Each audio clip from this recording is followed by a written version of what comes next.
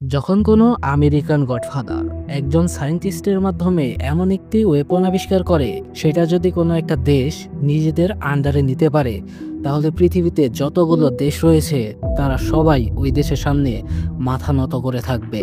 আর এই সিক্রেট ওয়েপনের ব্যাপারে যখন আমেরিকার এক সামরিক টিম জানতে পারে, তারা তাদের সর্বোচ্চ দিয়ে এই সব কিছুকে থামানোর চেষ্টা করে। আর এই টিমটার নাম হচ্ছে দ্য লুজার। তবে সবচাইতে বড় বিষয় হচ্ছে এই টিমটার সাথে সাধারণ মানুষের খুব একটা পরিচিতি নেই। এমনকি যারা এই টিমটাকে ধ্বংস করতে চায় তারা নিজেরাও জানে না এরা কি আদৌ বেঁচে আছে কিনা। তবে মুভিটার অ্যাকশন সিন এবং স্টোরি লাইন সবই আপনাকে মুগ্ধ করবে। তো আর কথা না বাড়িয়ে শুরু করা যাক আজকের ভিডিও। মুভি শুরুতে আমাদেরকে আমেরিকার একটি সামরিক টিমকে দেখানো হয়, আর এই টিমটার নাম হচ্ছে দ্য লুজার। এর মোট 5 জন সদস্য। তারা এখন বলিভিয়াতে অবস্থান করছে, কারণ তাদেরকে একটি মিশন দেওয়া হয়েছে এখানকার একজন বড় ড্রাগ ডিলারকে শেষ করতে। এভাবেই তারা যখন ওই জায়গায় পৌঁছায় যেখানে ওই ড্রাগ ডিলিংটা হচ্ছিল, তারা যখনই তাদের উপর ফায়ার করতে যাবে তারা তখন সেখানে ছোট ছোট বাচ্চাদেরকে দেখে। তাদেরকে তারা জোর করে আটকে রেখেছে, আর এদের দিয়েই বিভিন্ন সময় ড্রাগ ডিলিং করানো হয়। এই জন্যই তারা তাদের উপরে কোনো রকম ফায়ার করে না। তখন আমরা ম্যাক্স নামের একজনকে দেখি, যে এই টিমটাকে লিড করছিল। সে তাদেরকে বলে, তোমরা যেভাবেই হোক তা কেন এই মিশনটা এভাবেই শেষ করবে। এজন্য তারা আরও কিছুক্ষণ অপেক্ষা করার সিদ্ধান্ত নেয়, এবং যখনই সুযোগ আসে তারা তাদের উপরে হামলা শুরু করে এবং সবাইকে মেরে বাচ্চাদেরকে উদ্ধার করে। ঠিক তখনই আমরা একটি হেলিকপ্টার দেখি, যেটা তাদেরকে নেওয়ার জন্য এসেছে। কিন্তু তারা নিজেদের পরিবর্তে ওই বাচ্চাগুলোকে হেলিকপ্টারে উঠিয়ে দেয়। কিন্তু যখনই হেলিকপ্টারটা উপরের দিকে যায় তখনই একটা মিসাইল এসে ওই হেলিকপ্টারটা সেখানেই ধ্বংস করে।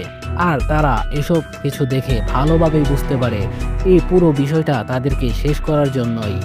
এই জন্য তারা ওই হেলিকপ্টারের ভেতরে তাদের নিজেদের জিনিসগুলো রেখে দেয়, যাতে সবাই ওইটাই মনে করে এর একজনও বেঁচে নেই। কারণ তারা এটা ভালোভাবেই জানে, যদি তারা এটা জানতে পারে এরা এখনও বেঁচে আছে, তারা এদেরকে মারার জন্য যা কিছু করতে পারে।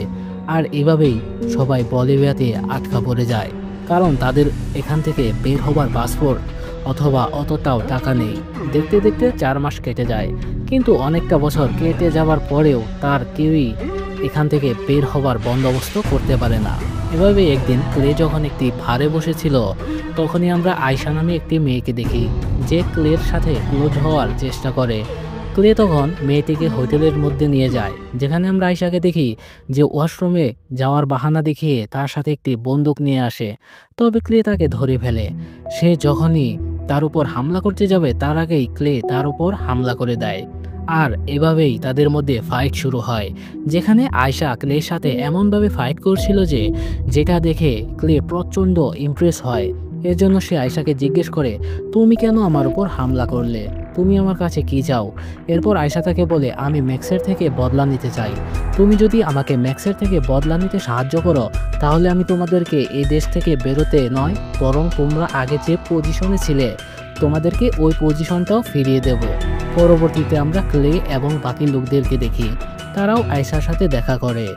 তখন আয়শা তাদেরকে জানায়, তোমরা যদি আমাকে সাহায্য করো তাহলে আমি তোমাদেরকে আগের জায়গাটা ফিরিয়ে দেব।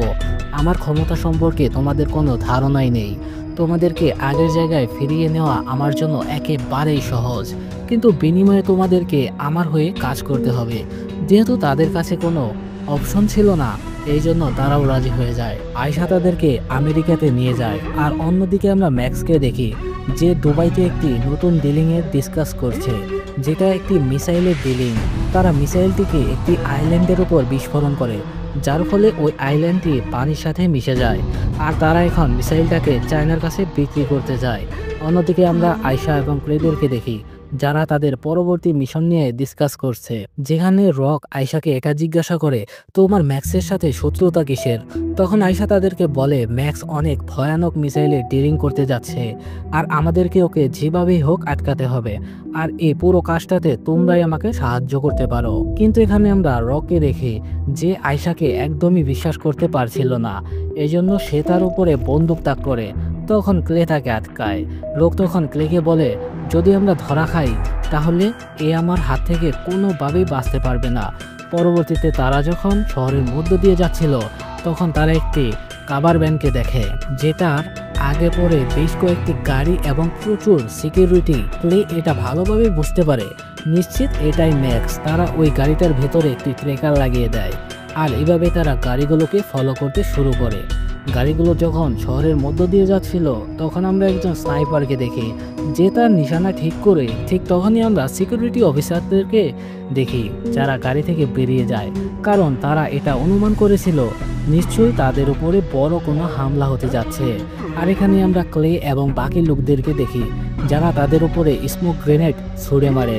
আর এই সুযোগটাকে কাজে লাগিয়ে আয়েশা একটি হেলিকপ্টারের মাধ্যমে ওই গাড়িটাকে তাদের সাথে নিয়ে যায়। পরবর্তীতে ক্লে যখন গাড়ির দরজাটাকে খোলে তখন আমরা বেশ কয়েকজন সৈন্যদেরকে দেখি যারা ক্লের উপরে বন্দুক তাক করে, কিন্তু তখনই ক্লের বাকি সদস্যরা ওই অফিসারদের উপরে হামলা চালায়। তারা ওই গাড়িটার ভেতর একটি বক্সের মতো খুঁজে পায়। তারা যখন ওই বক্সটাকে খোলে তারা সেখানে একটি হার্ড ডিস্ক দেখতে পায়, কিন্তু তারা ওই হার্ড ডিস্কটাকে কোনোভাবেই ওপেন করতে পারে না, কারণ ওইটা অনেক হাই সিকিউরিটি করা। এই জন্য ওইটাকে ডিঅ্যাক্টিভ করা ছাড়া কোনো উপায় নেই।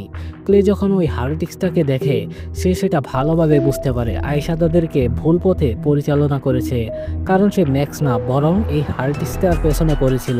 এজন্য তারা আয়েশাকে দড়ি দিয়ে বেঁধে রাখে। তখন আয়েশা ক্লেকে বলে, তুমি কি এটা দেখতে চাও না এই হার্ড ডিস্কটার ভেতরে কি? হ্যাঁ, এটা আমি ভালোভাবেই জানতাম এই ট্রাকটার ভিতরে কি। এটা ম্যাক্সের জন্য অনেক বেশি গুরুত্বপূর্ণ, তাই আমাদেরকে এই ডিস্কটাকে ডিঅ্যাক্টিভ করতে হবে। তারা সবাই ডিস্কটাকে ডিঅ্যাক্টিভ করে দেয়। তারপর আমরা দেখতে পারি ম্যাক্সের সাথে তাদের একটা দুর্দান্ত ফাইট হয়। অবশেষে তারা ম্যাক্সকে হারিয়ে দেয়। শেষ সময়ে তারা তাদের পুরনো জায়গায় ফিরে আসে আর এখানেই মুভিটা শেষ হয়ে যায়।